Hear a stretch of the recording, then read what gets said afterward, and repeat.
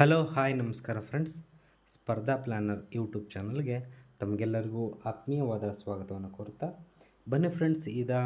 ಸಾಯಂಕಾಲ ಬಂದಿರತಕ್ಕಂಥ ಮಾಹಿತಿ ಏನಂತಂದರೆ ನೀವು update related to P D O recruitment ಏನಿದೆ ಅದಕ್ಕೆ ಸಂಬಂಧಪಟ್ಟಂತೆ ಈಗಾಗಲೇ 15 ದಿನಗಳ ಹಿಂದೆ ಒಂದು ಪಿ ಡಿ ಒ ರಿಕ್ರೂಟ್ಮೆಂಟ್ ಏನು ಪಿ ಡಿ ಒ ಮತ್ತು ಸೆಕ್ರೆಟ್ರಿ ಗ್ರೇಡ್ 1 ಗ್ರೇಡ್ 2 ಸೆಕ್ರೆಟ್ರಿ ಅಥವಾ ಸೆಕೆಂಡ್ ಎಸ್ ಟಿ ಎ ಪೋಸ್ಟಿಗೆ ಸಂಬಂಧಪಟ್ಟಂತೆ ಗ್ರಾಮೀಣಾಭಿವೃದ್ಧಿ ಇಲಾಖೆಯಲ್ಲಿ ಏನು ಅಧಿಸೂಚನೆಯನ್ನು ಬಿಟ್ಟಿದ್ದರು, ಕರಡು ಅಧಿಸೂಚನೆಯನ್ನು, ಅದಕ್ಕೆ ಸಂಬಂಧಪಟ್ಟಂತೆ ಫೈನಲ್ ಅಧಿಸೂಚನೆ ಅಥವಾ ಫೈನಲ್ ನೋಟಿಫಿಕೇಷನನ್ನು ಬಿಟ್ಟಿದ್ದಾರೆ. ಸೊ ಏನೆಲ್ಲ ಇದ್ದಾವೆ ಅನ್ನೋದನ್ನು ಒಂದು ಕ್ವಿಕ್ಕಾಗಿ 2-3 ನಿಮಿಷದಲ್ಲಿ ನಿಮಗೆ ತಿಳಿಸ್ಬಿಡ್ತೀನಿ. 27/2/2020 ಅವರು ಸಾರ್ವಜನಿಕರಿಗೆ ದೊರೆಯುವಂತೆ ಅಧಿಸೂಚನೆಯನ್ನು ಕೊಟ್ಟಿದ್ದರು. ಏನಾದರೂ ಆಕ್ಷೇಪಣೆಗಳು ಅಥವಾ ಸಲಹೆಗಳಿದ್ದರೆ ಅದಕ್ಕೆ ಅದೆಲ್ಲ ಆದಮೇಲೆ ಈಗ ಇಷ್ಟೊಂದನ್ನು ಮಾಡಿದ್ದಾರೆ. ಹಿರಿಯ ಪಂಚಾಯಿತಿ ಅಭಿವೃದ್ಧಿ ಅಧಿಕಾರಿಗಳು ಅಂದರೆ ಟೋಟಲ್ 1500 ಪೋಸ್ಟ್ ಕಾಲ್ಫಾರಲ್ಲ, ಇದು total create ಆಗಿರೋದೆ 1500.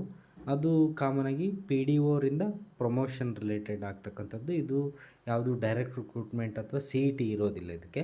And next panchayat ಅಭಿವೃದ್ಧಿ ಅಧಿಕಾರಿ ಮೀನ್ಸ್ ಪಿ ಡಿ ಒ ಅಂತ ಹಿಂಗೆ ಕರಿತೀವಿ. ಇದಕ್ಕೆ ಟೋಟಲಾಗಿ 4454 ಹುದ್ದೆಗಳು ಕ್ರಿಯೇಟ್ ಮಾಡಿರ್ತಾರೆ ಟೋಟಲಾಗಿ. ಅದರಲ್ಲಿ 65% ಏನಿದೆ ಅದು ನೇರ ನೇಮಕಾತಿಯಿಂದ ತೆಗೆದುಕೊಳ್ಳುವಂಥದ್ದು. ಟೋಟಲ್ ಹೆಚ್ಚು ಕಡಿಮೆ ಒಂದು 3000 ಬರ್ತವೆ. ಆ 65% ನೇರ ನೇಮಕಾತಿ ಆ್ಯಂಡ್ 35% ಇದೆ ಇದನ್ನು ಪ್ರಮೋಷನ್ ರಿಲೇಟೆಡಾಗಿ ತಗೊಳ್ತಾನೆ ಅಂತ. ನೇರ ನೇಮಕಾತಿಗೆ ರಿಲೇಟೆಡಾಗಿ ಏನು ಎಜುಕೇಷನ್ ಬೇಕು ಅನ್ನೋದನ್ನು ಇಲ್ಲಿ ತಿಳಿಸಿದ್ದಾರೆ. ಕಾನೂನಿನನ್ವಯ ಸ್ಥಾಪಿತವಾದ ವಿಶ್ವವಿದ್ಯಾಲಯದಿಂದ ಸ್ನಾತಕ ಪದವಿ ಹೊಂದಿರತಕ್ಕದ್ದು ಮೀನ್ಸ್ ಬ್ಯಾಚುಲರ್ ಡಿಗ್ರಿ ಆಗಿದ್ದರೆ ಈ ಪೋಸ್ಟ್ಗೆ ಅಪ್ಲೈ ಮಾಡಬಹುದು. ಯಾರೆಲ್ಲ ಬ್ಯಾಚುಲರ್ ಡಿಗ್ರಿ ಸ್ಥಾಪಿತ ಅಂದರೆ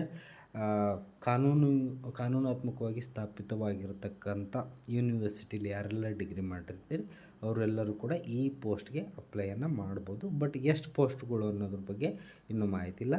ಆ್ಯಂಡ್ ನೆಕ್ಸ್ಟು ಮುಂದೆ ನೋಡೋದಾದರೆ ಗ್ರಾಮ ಪಂಚಾಯತಿ ಕಾರ್ಯದರ್ಶಿ ಹಾಗೂ ಗ್ರಾಮೀಣಾಭಿವೃದ್ಧಿ ಸಹಾಯಕ ಗ್ರೇಡ್ 1 ಇದು ಎಫ್ ಡಿ ಎ ರಿಲೇಟೆಡ್ ಆಗಿರತಕ್ಕಂಥದ್ದು. ಟೋಟಲಿ ಬೇಸಿಕ್ಕು ಅದೆಲ್ಲ ಸೇರಿದರೆ ಇದು 50ರಷ್ಟು ಹುದ್ದೆಗಳನ್ನ ಕರ್ನಾಟಕ ನಾಗರಿಕ ಸೇವಾ ಅಂದರೆ ನೇರ ನೇಮಕಾತಿ ಮೂಲಕ ಮಾಡುವಂಥದ್ದು, ಸಿ ಇ ಟಿ ಥ್ರೋ ಮಾಡುವಂಥದ್ದು. ಇದಕ್ಕೂ ಕೂಡ ಡಿಗ್ರಿ ಆಗಿರಬೇಕು ಫ್ರೆಂಡ್ಸ್.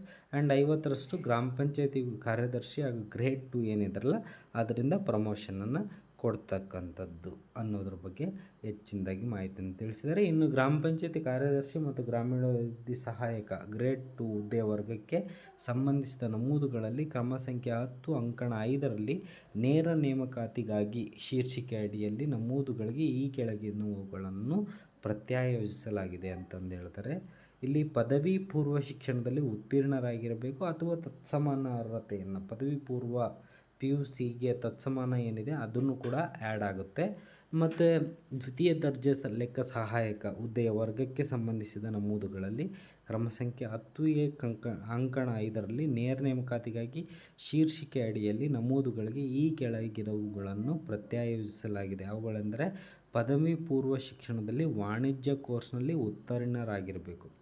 ಅಂದರೆ ಪಿ ಯು ಸಿ ಓದ್ಬೇಕಾದ್ರೆ ಅದರಲ್ಲಿ ಕಾಮರ್ಸ್ ತಗೊಂಡು ಪಾಸಾಗಿದ್ದರೂ ಕೂಡ ಈ ದ್ವಿತೀಯ ಎಸ್ ಟಿ ಎಗೆ ಹಾಕ್ಕೋಬೋದು ಅನ್ನೋದ್ರ ಬಗ್ಗೆ ಮಾಹಿತಿಯನ್ನು ಕೊಟ್ಟಿರ್ತಾರೆ ಫ್ರೆಂಡ್ಸ್. ಟೋಟಲಾಗಿ ಇಲ್ಲಿ ಹುದ್ದೆಯ ವರ್ಗ ಯಾರ್ಯಾರು ತುಂಬಿಕೊಳ್ಬೋದು, ನೇಮಕಾತಿ ಪ್ರಾಧಿಕಾರ ಯಾವುದು ಅಂತ ಕೊಟ್ಟಿದ್ದಾನೆ. ಸೊ ಪಂಚಾಯತ್ ಅಭಿವೃದ್ಧಿ ಅಧಿಕಾರಿ ಆಯುಕ್ತರು ಪಂಚಾಯತ್ ರಾಜ್ ಆಯುಕ್ತಾಲಯ ಅಲ್ಲೇ ಸ್ಟೇಟ್ ಗೌರ್ಮೆಂಟೇ ಮಾಡುತ್ತೆ. ಏನು ರಿಲೇಟೆಡ್ ಟು ಈ ಗ್ರಾಮೀಣಾಭಿವೃದ್ಧಿ ಏನು ಇಲಾಖೆ ಇದೆ ಅದು RDPR. ಮತ್ತು ಗ್ರಾಮ ಪಂಚಾಯತಿ ಕಾರ್ಯದರ್ಶಿ ಮತ್ತು ಗ್ರಾಮೀಣಾಭಿವೃದ್ಧಿ ಸಹಾಯಕ ಗ್ರೇಡ್ 1ನ ಮುಖ್ಯ CEO ಜಿಲ್ಲಾ ಪಂಚಾಯತ್ ಅವರು ನೇಮಕಾತಿ ಪ್ರಾಧಿಕಾರ ಆಗಿರ್ತಾರೆ, ಅವರಿಂದ ನೋಟಿಫಿಕೇಷನ್ ಬರುವಂಥದ್ದು.